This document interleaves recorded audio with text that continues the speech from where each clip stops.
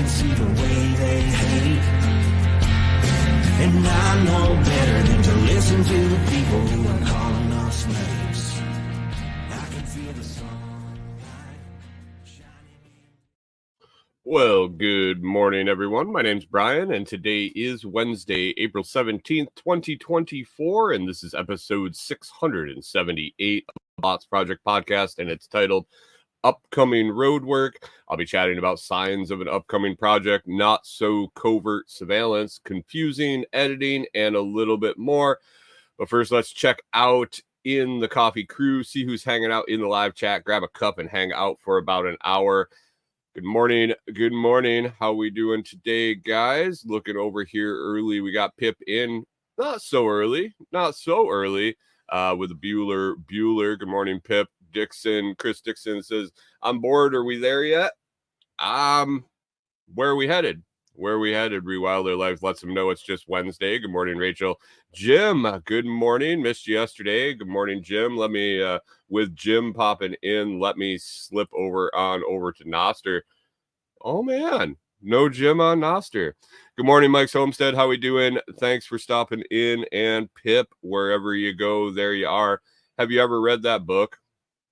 Have you ever read Wherever You Go, There You Are? It is,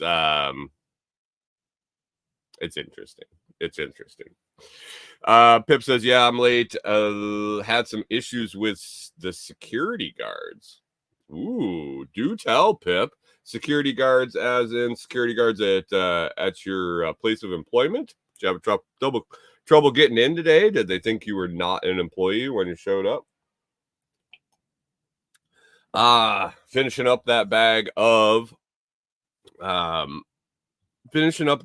of Silver Bullet blend this morning. It is fantastic. It's a special treat for sure. It is more of a dark roast on the flavor, more of a dark roast, and that heavier feel in your mouth.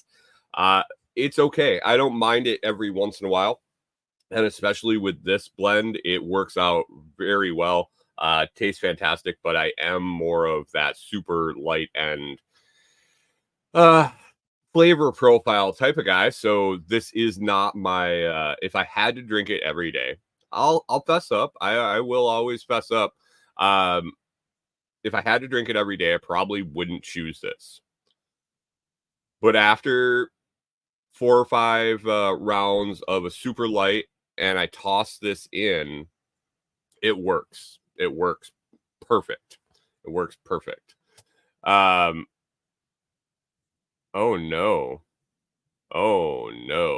Good morning, Mike, Philippine Nomad. Thanks for swinging in. Appreciate it.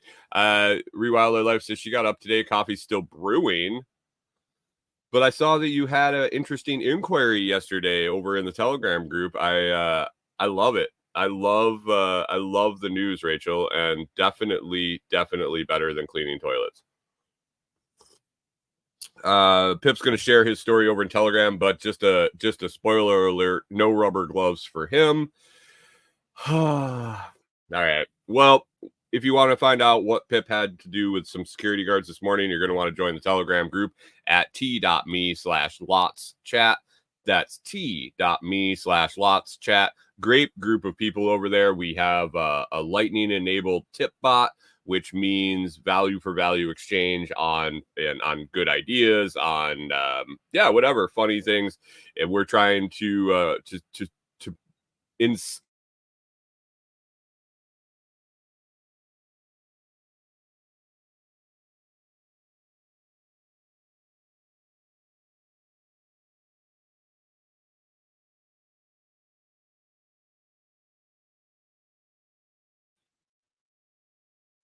Yay, spring.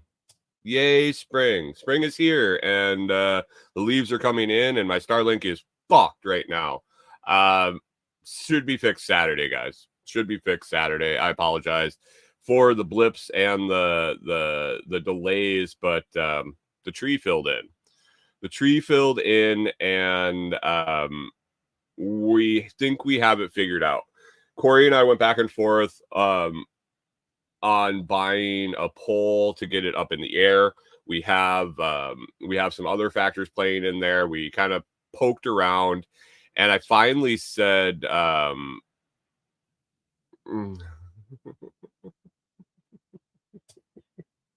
we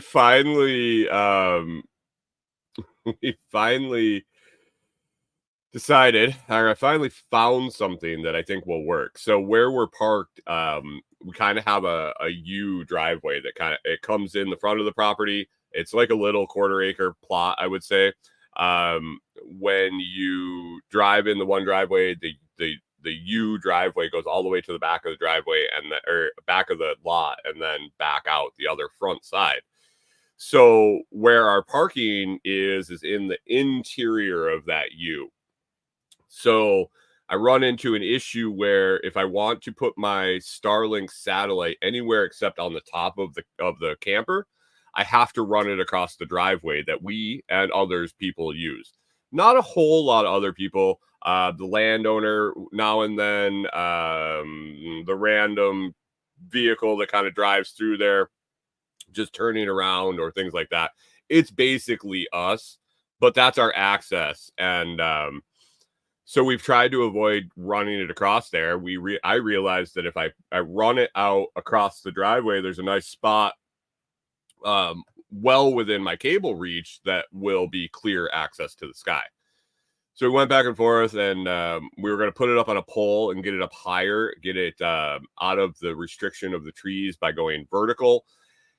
And the pole setup it just looked like a pain in the ass. It was kind of spendy. It looked like a pain in the ass. And I don't know if we'd ever use it other than just right here. And so I couldn't think of another way. And then yesterday or the day before, I was out kind of poking around. We were going to move it on the roof, like try to move it back. And we couldn't. I was going to have to unhook the ladder and everything from our shower setup. And so I was just kind of milling around trying to decide what to do with it, and trying to decide if taking the ladder down and everything was going to be worth the 4 feet I was going to be able to move it back. I was trying to kind of decide if it was going to give me the clearance I needed so I can tell it's this tree coming in with the leaves because I can see the obstruction on my Starlink app. It shows you what's blocking it, and it's obviously this tree it's coming in. And so I was trying to decide if I move the satellite back, if it will make any clearance. And I really was like, I don't think it's going to matter. And so, like I said, I wandered over into this other area, and it's perfectly clear over there from what I can tell. But I have to get the cord across the driveway. And so I had an aha moment where I feel like I should have done this a long, long time ago. I have this idea, but man, I was like, well, what about it like a cable cover? Like a hose cover, road cable cover, like the speed bump things. You run the cable underneath the bottom. Yeah, I went on Amazon. They're like $60 for more than enough to cover our driveway, and the channel is big enough to run a garden hose through. So with other projects, with other places we stay, whatever we're doing, I can pack these things up. It breaks down into 4 40-inch pieces, and then they strap together. You take them out, and they like lock together like Legos, and you could run the cable underneath. Supports up to 18,000 pounds. So axle to axle, I think I'm under 18,000 with my truck in and out of here. I don't think there's any vehicle coming in here that's over 18,000. So hopefully we can run the satellite out there. It's supposed to be here on Saturday. So Monday, hopefully we're in the clear on Monday. But I couldn't believe I've used those things 100 times for different stuff in industrial applications. And I always assumed that they were super expensive and kind of didn't really think about them. So that's what I get. That's what I get for thinking, I guess. But hopefully Starlink will be fixed on Monday. Good morning, Pickle Pete. Good morning, Hunter. Yeah, as soon as Pickle Pete jumps in, I freeze up, and he'd need me to come back. Hunter over on Twitch, I thank you, sir, for joining. Jim Zaps over on Noster. I appreciate it. Thanks for swinging in over there too, Jim. go run the recruiting if you want there on Noster and get that chat filling up. Give me a reason to have to put it up on the screen. Give me a reason to have to get another screen and keep going over there to Noster. I appreciate all the zaps, Jim. Good morning for the vertical feed, the morning show vertical feed now going. I have that on the list to talk about. If you're over there, leave a comment. I appreciate you swinging by in your shorts feed. And we do this show landscape mode on the full YouTube channel. So Chris Dixon says, I can't figure out how to watch on Noster. What client do you use, my man? What Noster client do you use? And are you an iPhone guy or an Android? Might be able to help you out. What is on the list today? Well, first up, I have there's signs. There are signs, seeing signs, guys, and I'm not sure how I feel about it. But I believe it was yesterday. Corey, was the grader yesterday? Maybe not. Was that grader yesterday? Oh, well, yesterday was a long day because I was trying to figure out if it was yesterday or the day before. But yesterday morning when we were walking the dogs, we went down. We do a down and back on this road that we're staying on. The road that is very busy. Sometimes the traffic's pretty busy. When we walk it,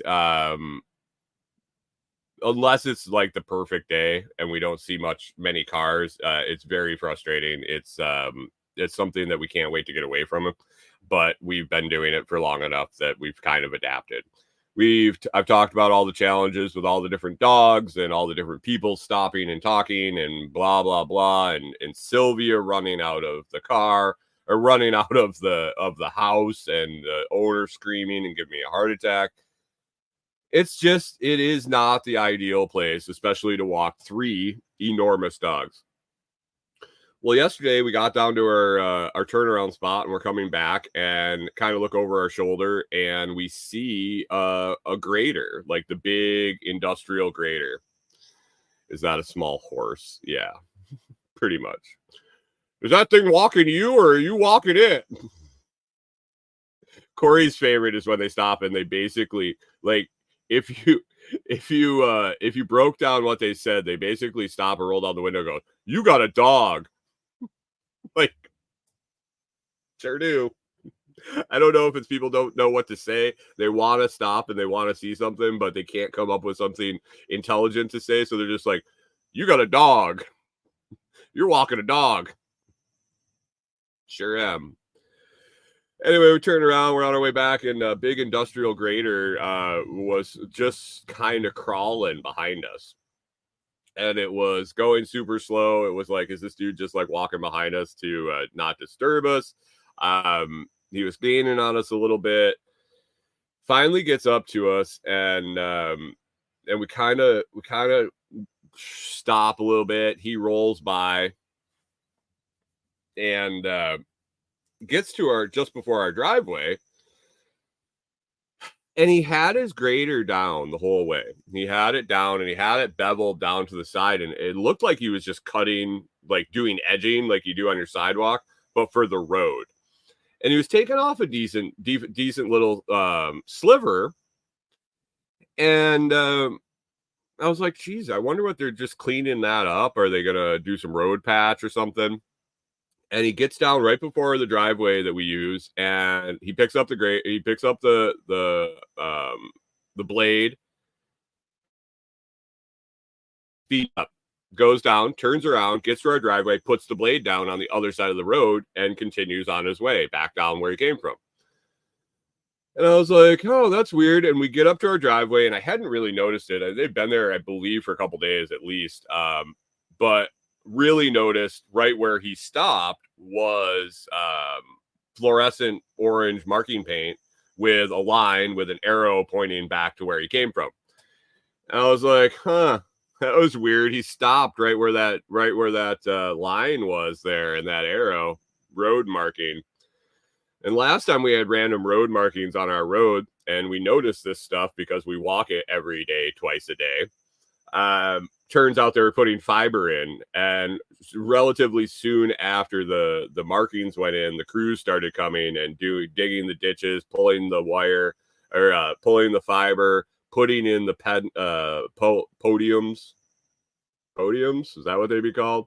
Pedestals, where they make the connections and the line drops to the houses, and all the markings had different purposes. Like the ones that had the circle with the P were for pedestals and the drops, and by the time they were putting the stuff in, Corey and I had kind of figured out what all the markings were as we saw them start working. Well, I have a feeling, and Corey has the same feeling, that the grader was cutting the edge of the road because we'll be doing some road construction here. On our afternoon walk, when we were looking at what he did more, they cut out, so our paved road, and I kind of talked about it this winter when we got that ice and the freeze and the heave and all that shit. Our road was getting narrower and narrower and narrower, and they were using cold patch on the sides, and as soon as they used it, it would just blow out to the sides, and it didn't really matter. So the road was getting narrower and narrower. When he cut the edges, there's actually pavement below it, and it almost looks like a different substance below that. And I asked Corey if she thought maybe it was concrete. She wasn't sure. She couldn't really get a clean picture of it. But the road is actually like a foot or two wider than where the pavement you could see was. So I have a feeling they're going to cut an edge, and then they're going to either strip and reclaim that their blacktop that's on it, or they're going to go right over it and go right out to the old solid base edge. I don't want to experience either. With this being the only place we could really walk our dogs. Walking the dogs with the fiber crews that were working, and they were relatively small. Maybe one or two pickup trucks with 3 or 4 guys. The dogs they were okay with them. The guys completely ignored them, which was fantastic. They would wave to us, but they had driven by and seen these dogs 100 times, and so it wasn't like anything spectacular or new or shiny or what? Your horse? You're walking your horse, like Pip says. So I'm not looking forward to moving equipment. Not moving equipment like moving, but big equipment moving on the road. Lots of crews, stinky asphalt. I don't want to do it, guys. It's almost like I need to find somewhere to go.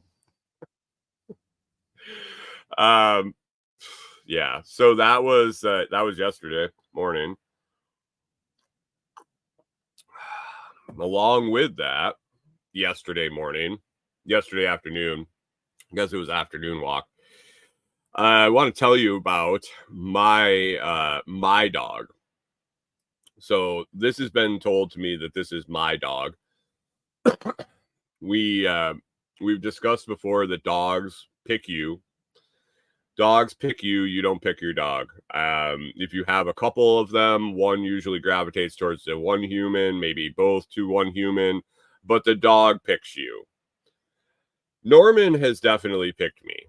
Norman is the youngest and, well, tied for the youngest. The 2 younger boys are the same. They were born on the same day. He is the largest by a good 20 pounds, I would say.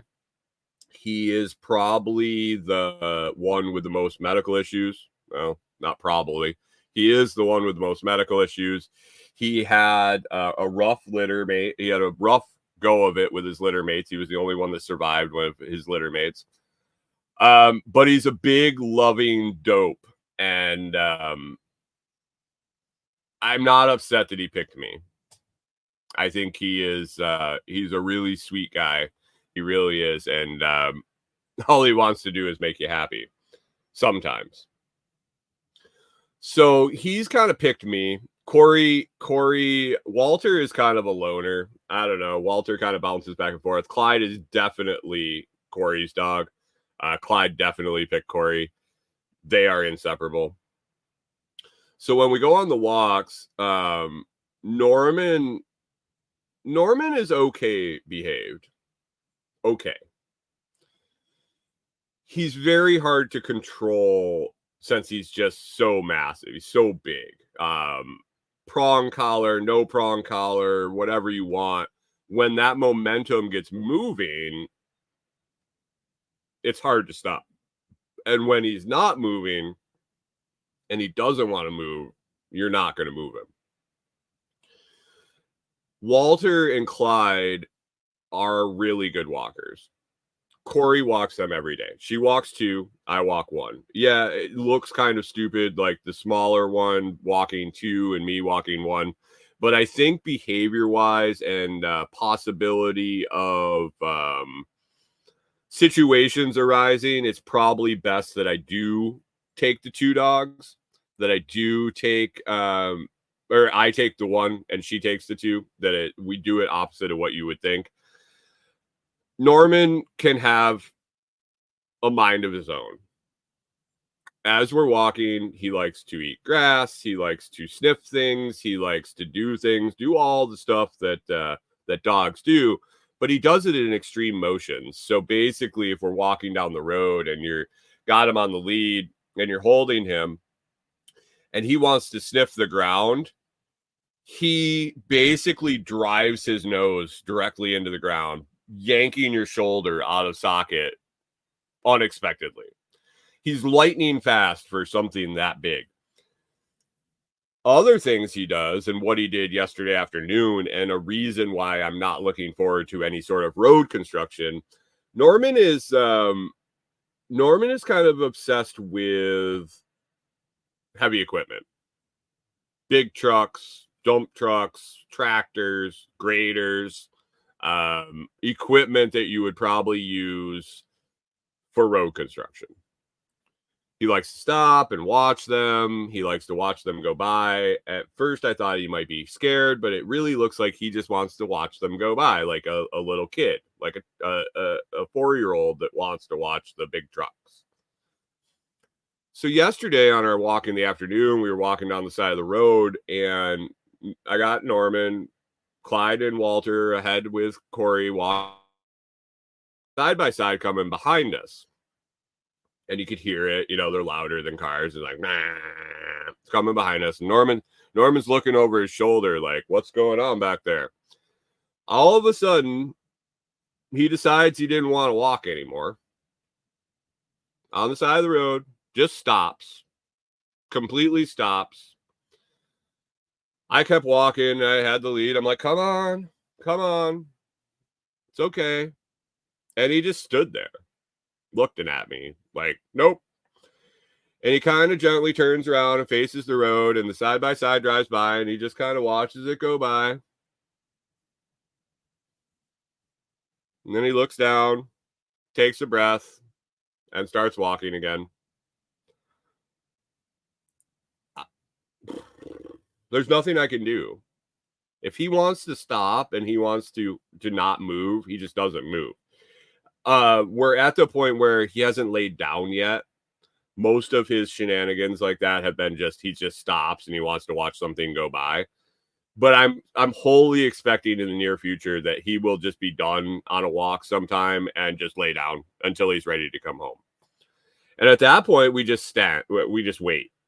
Like, there's not much you can do if he doesn't want to move. So I'm looking forward to that. Rewilder Life says he just likes things bigger than him. I'm bigger than him, and he doesn't necessarily want to listen to me. He's something else. I don't think I've ever experienced an animal quite like him. Pickle Pete says Chicken Joe bought Scrappy. Chicken Joe bought Scrappy. Then he bonded with me. Then got Banjo. Now she's on the lookout for another rescue. Oh yeah, yeah. I'm just dad. Rachel says I'm just dad. Yeah, he loves man, he bonded to me for some reason. When I come home, so it could be from an all-day trip to Tim's out at Delinquent Scully, like I'll talk about here in a second. It could be a half-day trip to do laundry and get groceries. It could be a 2-minute trip to the post office and back, literally under 5 minutes. And I pull the truck in the driveway, and Norman will either, if the door is open, it's just a screen, he will be pressed up against the screen, grunting. If the door is shut, he's grunting behind the door. He'll start singing. Good morning, Backwoods Butcher. Thanks for stopping. He'll start singing and whining and howling because I'm home. And it will continue until I come inside. He runs around and grabs a toy and continues to push the toy against my legs, show it to me, push into me, run into me, bounce around and tiptoe like a little scrappy sized dog, 8, 10, 12, 15 pounds, just prancing around, howling with the toy in his mouth. And it goes on for minutes. Like, it's not just like I'm excited to see you. It's like, I didn't think you were ever coming back, and it must have been years since you left. Is how it feels. Now, I hate to say it, but Corey, does he do that when you come home by yourself? Not as much. Not as much. He gets a little excited when Corey comes home. When we come home together, he gets excited when she's on the way in, and then he gets out of the way and really blasts off when I come in. It's very frustrating when you're carrying groceries, you're trying to put stuff away, and you have a 180-pound dog like bowling into you, screaming, pushing a nasty toy into your hands, into your face. When I sit down in my chair, if he's still going with it, he'll literally almost crawl up onto my lap because he's pushing so hard and so incessant on, and I'm putting the toy in my face. If I go to take the toy away, that's no good. It's only for observing. There is no touching of his toy. Yeah, it's amazing. It's frustrating until you realize the fact that he is so excited to see his human that's how he acts. And then I feel bad for ever feeling mad about it or being like, stop. Like, seriously, this is a little much, dude. This is the reaction sometimes. Backwoods Butcher says it sounds like his 2-year-old. And he's 3.5, so except your 2-year-old is 180 pounds. Chris Dixon says, if you want to know true love, lock your wife and your dog in the garage, leave for a day, and see who's happiest when you get home. I don't have a garage, so lucky for me, I'm not going to try that experiment. Kyle, when your wife returns, you should give that a go. Should probably be cuddled up with the dog, saying, "Screw it, we don't need Kyle. We don't need him."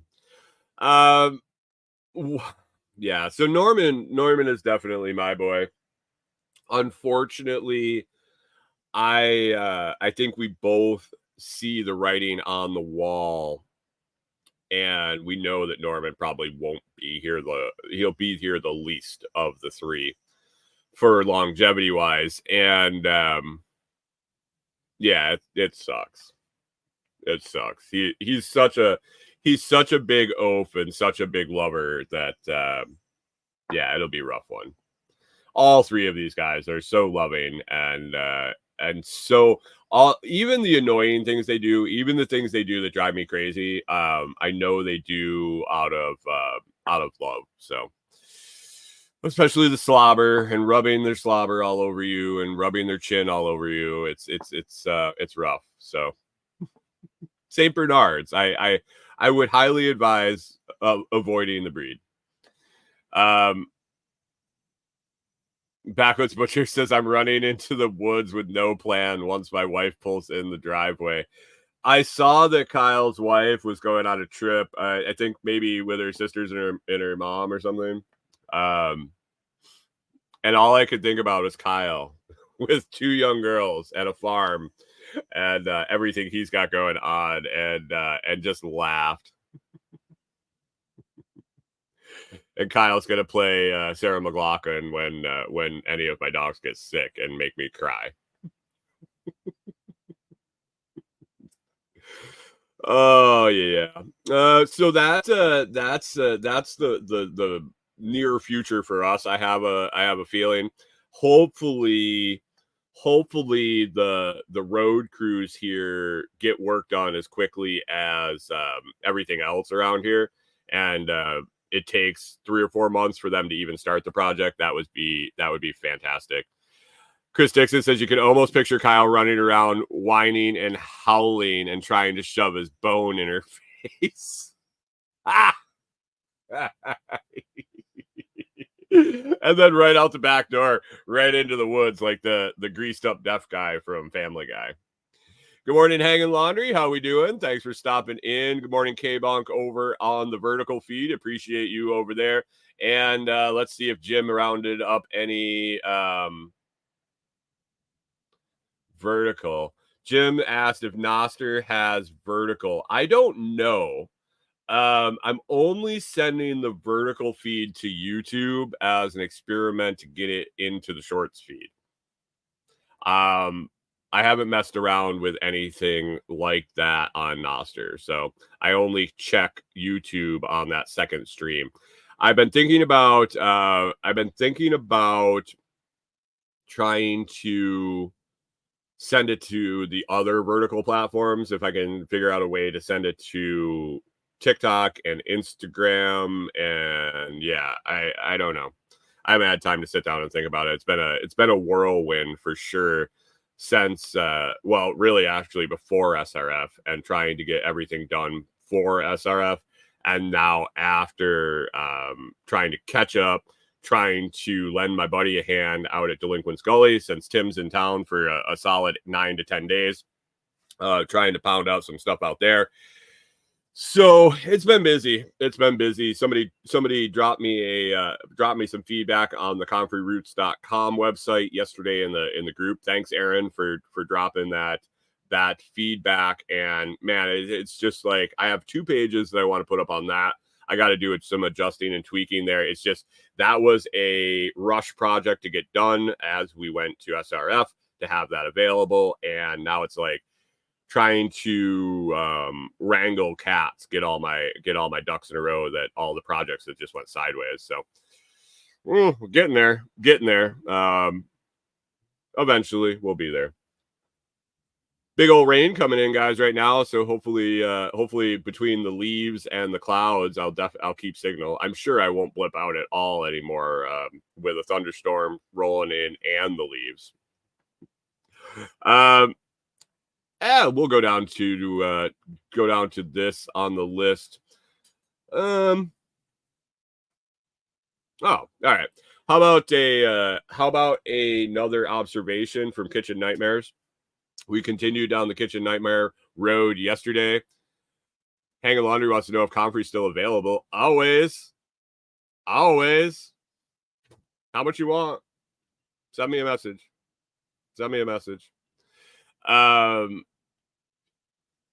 We started watching Kitchen Nightmares. Yesterday I told you about Gordon's analogy for the stuffed banana peppers and a donkey dong. And that one still made me chuckle, even when I didn't hear it. But one thing I forgot to mention, and then we noticed it again last night when we were watching a couple episodes,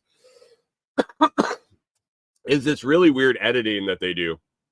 And I think it might be the fact that it was probably on TV and then it was on Amazon. And some of the editing came in video form and some of it came in audio form. But on the show, when either Ramsey or Hanging Laundry says heard Gordon Ramsay's a very nice guy in real life. He's a very nice guy other than when he's in the kitchen when it counts. It's why he's so successful. He can separate work and personal. And if you can't do that, you can't work for him, because all those guys that get screamed at that are his employees, I'm pretty sure that they have so much respect for him and he actually treats them like gold. Except when they fuck up. I don't think there's anything wrong with that.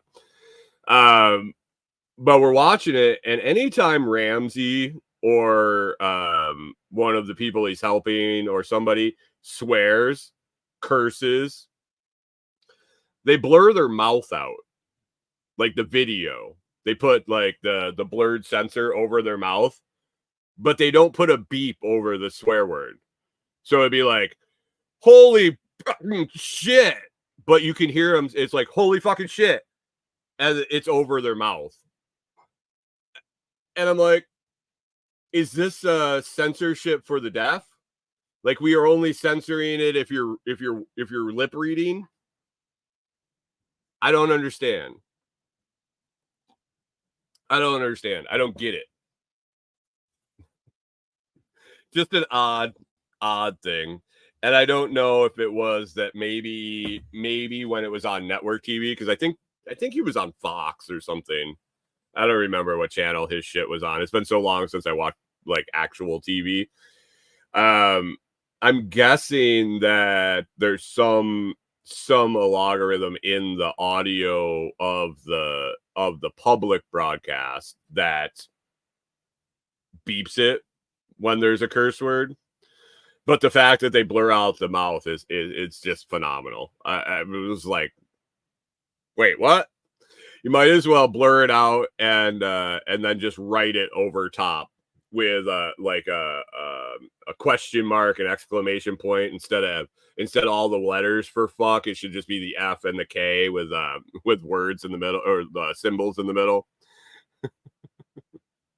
Pip says if you don't fuck up, the dude won't yell at you.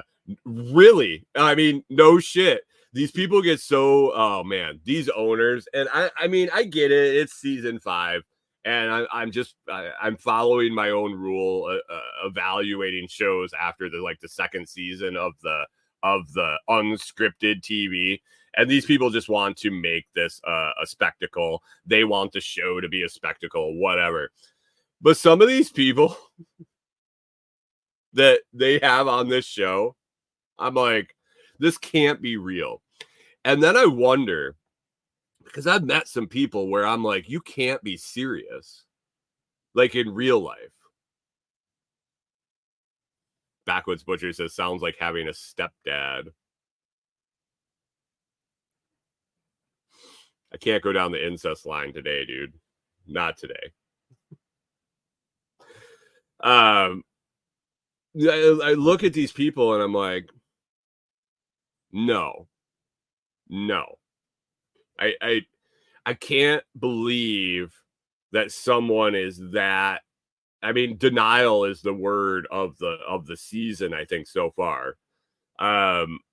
People that are that deluded that think that their food is good when they put it on the plate and you're looking at it and you're like, no, there's no way that someone actually thinks someone actually thinks that it's good, that it's visually appealing, that like I can't even taste it, but the grease and the curdled sauce and shit like that, you're like, yeah, there's no way. There's absolutely no way that can taste good.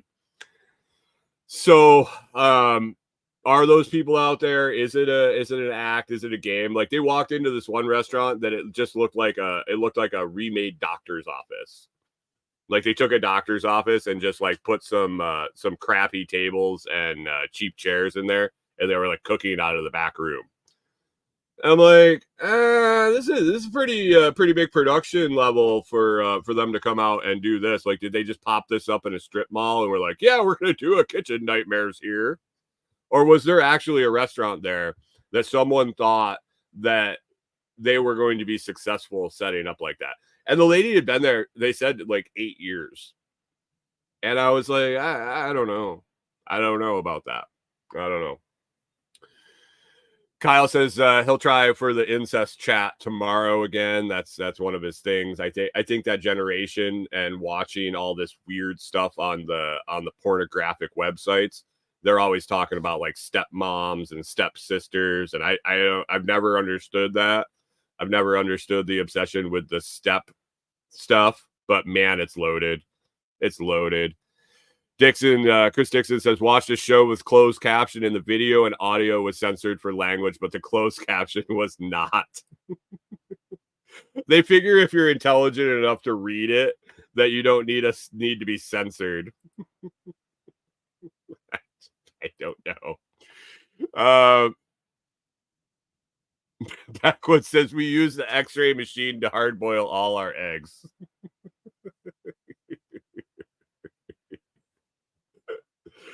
Hunter says, I always wonder if it's really, really bad food, why do they have regulars? 4 people are keeping it open. Dude, not everybody thinks it's bad food. I have friends who think that Top Ramen's good. There's plenty of people that go to Applebee's and think that that is high cuisine.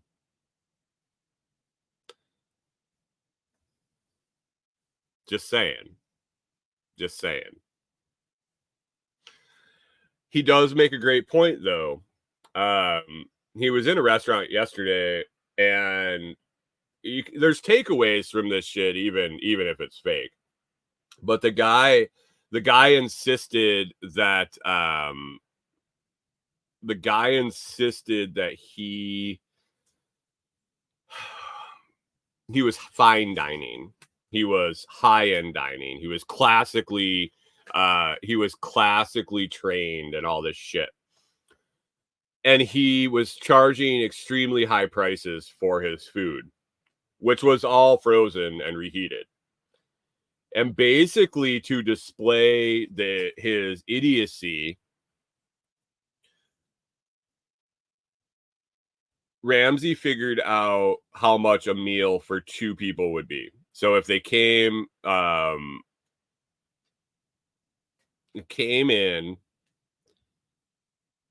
and had a meal, like a couple, it would be about $100, they figured. And so he went to the local grocery store and bought $100 worth of phenomenal food. It looked like 5 nights worth of steak and ribs and beautiful vegetables and all of this. And he says, this is what you're competing with. It doesn't take much to take these ingredients and make them 5 nights in a row far beyond anything that you're serving here, especially for one meal. So this is what you're competing against, value for value, when you're charging this much money for shitty food. And I was like, every fucking restaurant owner, every executive chef, every server should go through this mental exercise with the restaurants they're working at. When you start to think about value for value exchange, and we're not talking about the one-offs where you just really want to go out to dinner, you're in town, you're visiting, you're just going out to eat, you're celebrating something. Those are rare occasions. What really runs a restaurant is the regulars, the people that are coming back, the people that are deciding to come out and eat instead of learning how to cook or cooking for themselves. And if you can go through the mental exercise of, this is what this money would get you if you went somewhere else, if you went to the grocery store, you went to a different restaurant, it really puts it in perspective. So I thought that was very, very good way to present that. I also love when he goes into their walk-in coolers and they're just full of like expired and moldy food and stacks, like food that you couldn't use up if you cooked all of it for weeks and weeks and weeks and weeks and months on end. And he'll like bring it all out and lay it on the tables and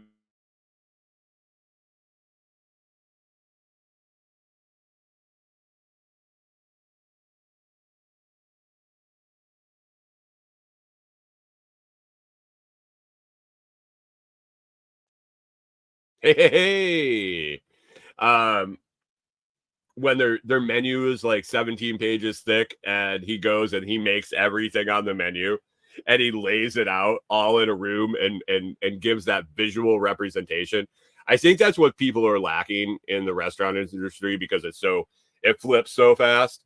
Like you send food out, you go into the cooler, in and out, blah blah blah and all that shit. You never really take the whole picture in. You're so stuck in the moment. And when he does those things, the looks on the people's faces, it's like, oh my God.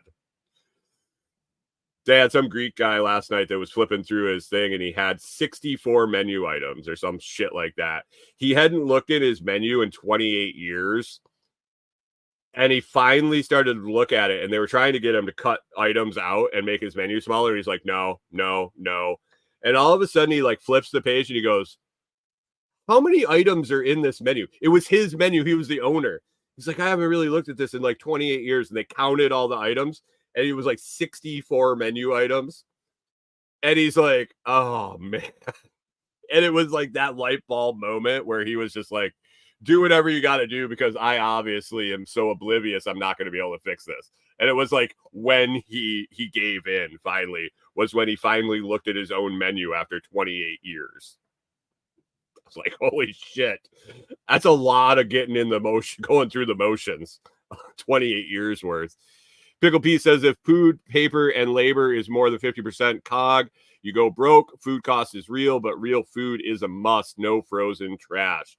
Well, yeah, and he gets fucking really irate when they advertise fresh and it's frozen.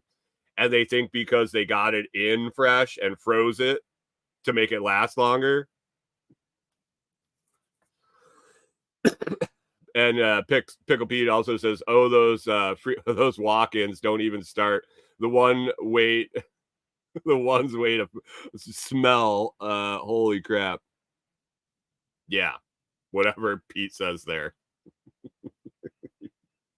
He says he drives them to capitulate. Yeah, he's very good. I would be out the door. I told Corey, I'd be out the door in a second with some of these people. Like you don't want me here? I'll fucking go. Like no skin off my nuts. Like really, you called me. If your shit closes tomorrow, I won't even blink an eye. It won't. It won't really. Whatever. I don't care. So if you're gonna fight me, fuck it. I mean, I know that's what the show is all about, is the confrontation, but like really, why doesn't he just turn around and leave? Because I guess he wouldn't have a show then. I didn't plan on talking about MasterChef or Kitchen Nightmares for so long. Got some not so covert surveillance, I think, going on. New fun for Brian to think about. I've seen this before. I haven't seen it quite in a little while, or at least noticed it. And I usually notice it quite often when it's going on. But when I take the dogs out at night and it's dark, when we take them out for bed, last night I glanced over at our neighbors, the ones with all the creative yard decorations. We back up to them. Our yard is all the yard decorations are in the front, but their backyard backs up to the lot we stay on. And I glanced over there. Good morning, John Palmer. Thanks for stopping in. I glanced over there last night when we took the dogs out, or I took the dogs out. I take them out one at a time. And when I'm going down the dog ramp, I look over towards their place and I see flashing red light. No, they have a lot of the night guard. I don't know if you guys know what night guard is.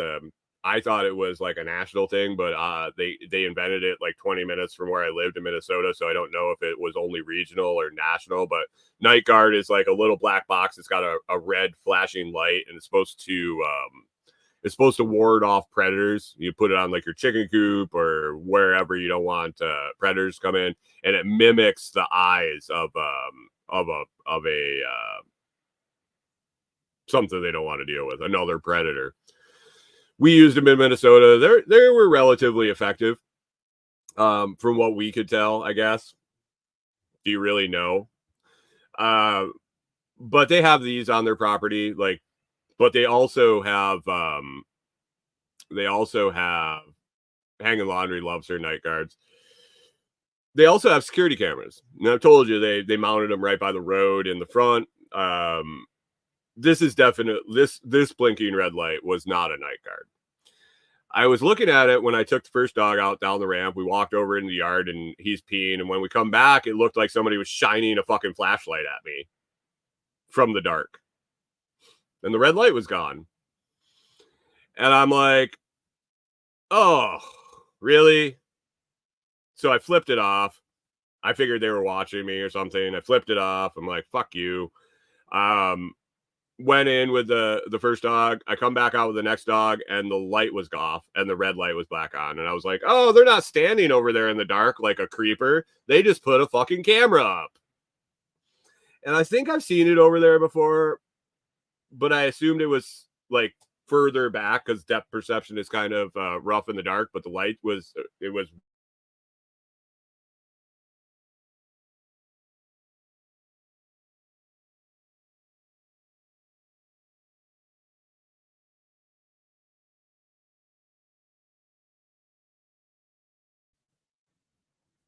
Saturday can't come soon enough. I didn't trigger it again with either of the dogs, so I don't think I triggered it when the light came on.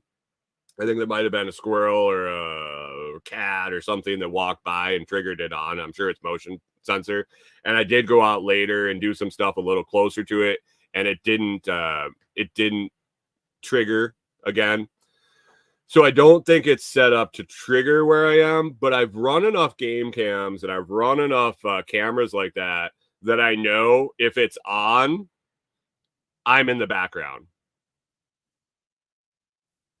So Pickle Pete says squatch. I'm thinking I might come up with some interesting poses, maybe.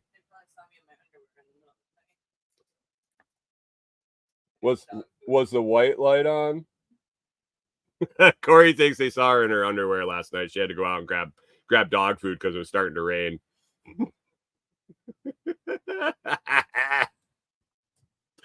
I'm thinking of some interesting poses.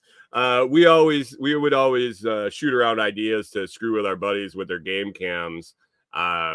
If you got a chance to get out by them and they didn't know it. But I mean, if I happen to be in the background of some of their videos, what are you gonna do? What are you gonna do? I come to think of it, every night I go out in the middle of the night and I just piss in the yard in the dark. So good thing my wiener is small enough that nobody can see it from that far away for sure. I don't think they have the 500x optical zoom on that camera.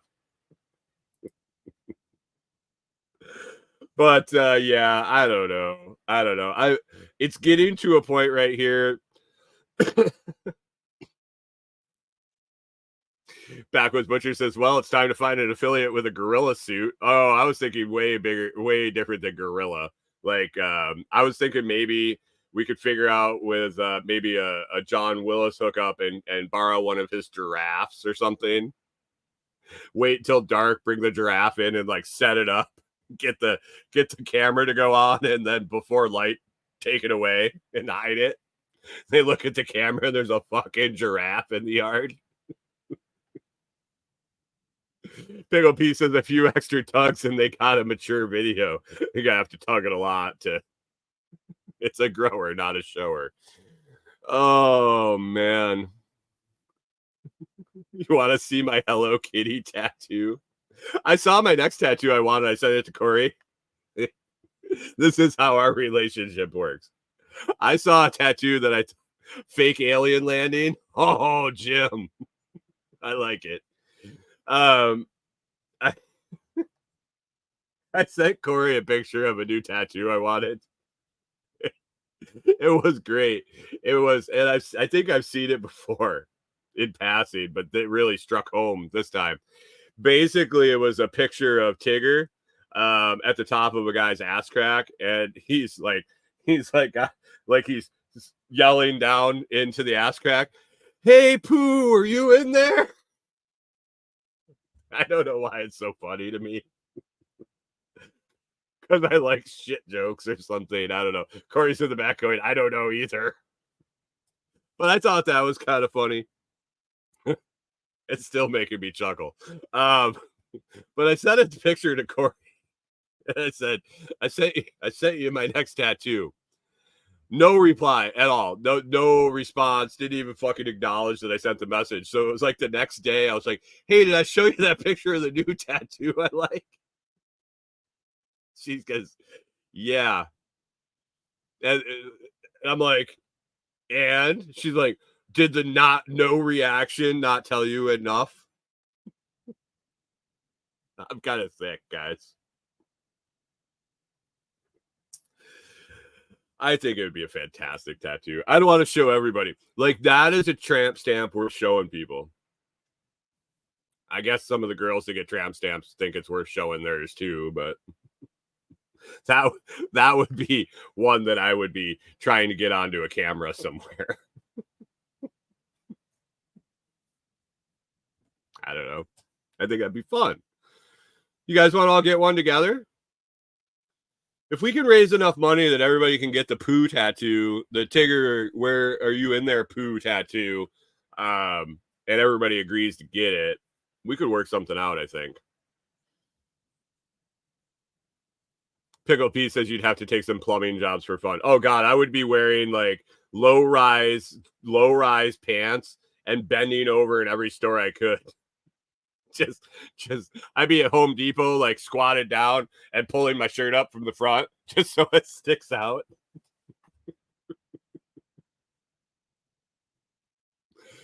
Backwards Butcher says, I almost got the Pillsbury Doughboy as a tramp stamp drunk in Key West. I don't know if you need to talk any more about your drunk adventures in Key West, young man.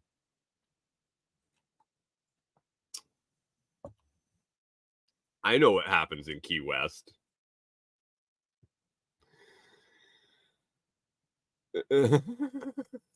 Wilder Life says, I do not need to see more crack while working with contractors.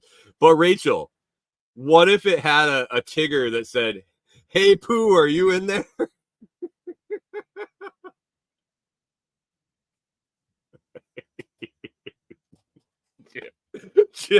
Jim says, and this tat I got because of a homeless guy on YouTube.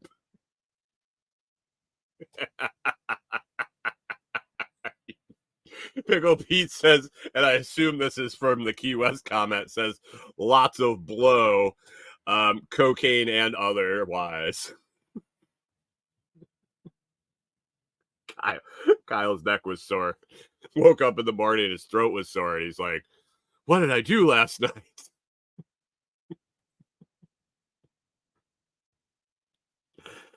Love you, Kyle. Love you, buddy. Oh man, what do we want to wrap up here with? All right. Well, one last thing. This is quick, and I can't figure it out. Maybe you guys can help me.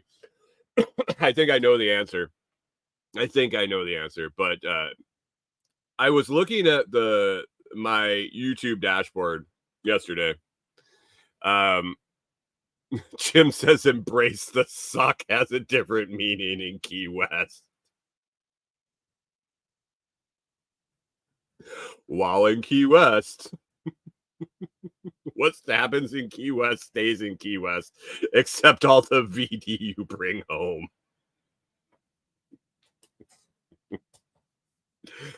I was looking at my YouTube dashboard yesterday, trying to get a grip on and gauge the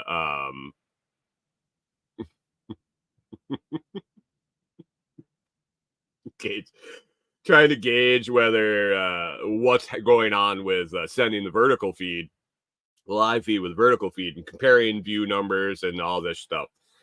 It's getting, this will be, I think this is the 5th day I've been doing this. So we're getting to the point where I can start looking at the statistics and seeing what's going on. And I happen to be scrolling through my videos, and I don't know if you've used Yahoo, or excuse me, YouTube, and you've looked at your videos and you know what I'm talking about. I'm sorry I have to explain it, but there's a column there when you can monetize videos that basically says it's on, it's limited, or it's turned off. So basically, the user, me as the creator, has the option of turning on or off monetization once you have 1,000 subscribers or whatever.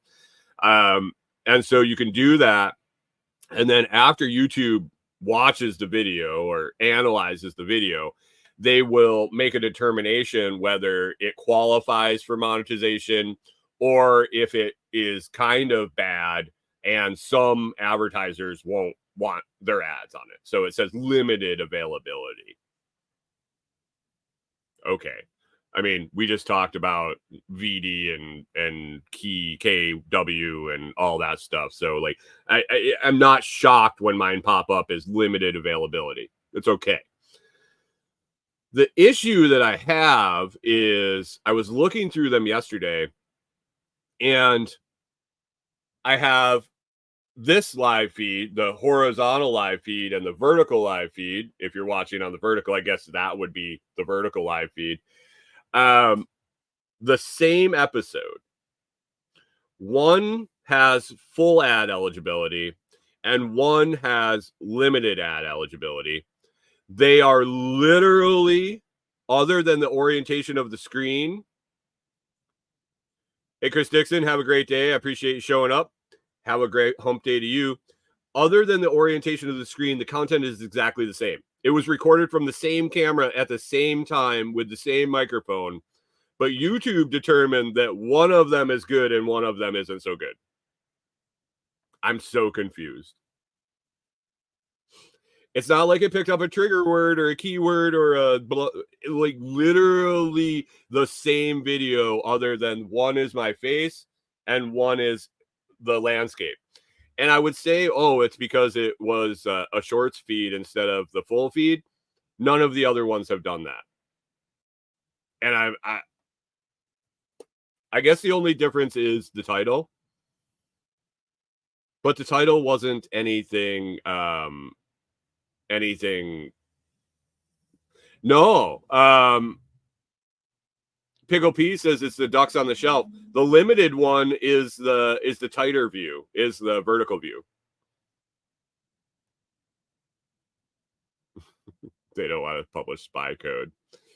No, it's actually the vertical one that was limited, and I'm just confused. Not that I mean, it is what it is. It's like saying, oh, we're going to cut your penny in half.